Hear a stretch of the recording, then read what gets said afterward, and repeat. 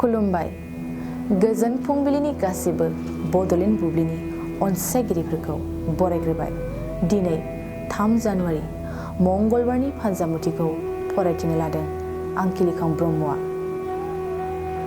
फानजामुथिनि गिबियाव दं मेष राशि। गोसोआव रागा जोंनाय फैगोन, हरखाब गोसा बाथ्रा बुंगोन, गोसोआव गुलुं गुजुं साननाया बांसिन जागोन। वृष राशि। गावनि आथिङाव गसंनो हागोन, नखर संसारनि थाखाय धोन आरजिनाया गोसोआ होबथागोन। मिथुन राशि। बिसि फिसायनि गेजेराव गावस्रालायगोन, एसे जेंनायावनो दुखु दाहा सहायनांगोन, दुखुजों समखौ बारहोहरनांगोन। कर्कट राशि। मोजां सान, धोन मोनगोन, आखायाव हाजासे रां रुफा फैगोन, फालांगि बिथिङाव साबसिन। सिंह राशि। नखराव खामानि जागोन, नखरनि जेंना जेंसिनि थाखाय फुजा होस्रांगोन, गोसोआव मोजां साननाय हनाय सोमजिगोन। कन्या राशि। संसारनि सातजाल्लायाव गोग्लैगोन, बिमा बिफाखौ लानानै दुखु जागोन, दुखुनि समाव गावनि आंगोखौ गोसोखांगोन। तुला राशि। सांग्रां जा, गावनि लोगोआनो नोंथांनि सुथुर जागोन, गुबुनखौ फोथायनायनि सिगां गोबां सानग्रोनाया मोजां। वृश्चिक राशि। साननाय हनायफ्रा मोजां, बिसि फिसायनि गेजेराव गोरोबलायफिनगोन, नखराव गोजोन सान्थिया साग्लोबगोन। धनु राशि। जायखिजाया खामानिखौनो मावफुंनो हागोन, बादायलायनायाव जै जागोन, गोसोआ रंजानाय लागोन। मकर राशि।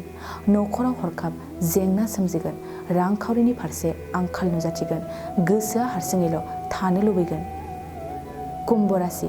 देहायाव बेमार आजार नुजाथिगोन, एसेखौनो बांद्राय सानफ्लांगोन, दुखुजों समखौ बारहोहरनांगोन। मीन राशि। गोसोखौ हमथा, बायगर गोसोआ दाय गोनां खामानि मावफ्लांनो हागौ, गोसोनि साननायखौ नखरनो फोरमाय। दिनै सानसेनि राशि फरायथिनायाबो एसेनोसै। आसा खालामो नोंथांनि दिनैनि साना मोजाङै मोजां थांगोन, बेखौ बड'लेण्ड बुब्लि नखरनिफ्राय मिजिंथिबाय। गोजोन्थों। नोंथाङा सानाय सुनाय बेरामनि जेंनायाव गोग्लैदों नामा? जुदि नोंथाङा सानाय सुनाय दंब्ला जिंगासिनांगौ गैया। चिरां जिल्लानि बेंटल गेट साफागुरियाव दायो एसआइ निउर' थेरापि सेन्टार दंसै। बे थेरापि सेन्टाराव नोंथाङा गोरलैयैनो देहानि सानाय सुनायखौ फाहामथाय लानो हागोन। बे आथिं सानायानो जाग्रोदों, ओमफ्राय जानाया एसे सिगांनिफ्रायनो जाखादों, ओमफ्राय बिदिनो गुबुन गुबुन मुलि जाबाबायदों, ओमफ्राय हामाखै। दिनैनि ट्रिटमेन्टआनो आङो एसे मोजां मोनसिनबाय। जेरै सिं सानाय, आफादावरि सानाय, मोदोम जरा सानाय, आइजोफोरनि जेंना, खर' सानाय बायदि बेरामखौ फाहामनाय जायो। लोगोसेयैनो बे सेन्टाराव थानानै फाहामथाय लानो हानायनिबो सुबिदा खालामदों।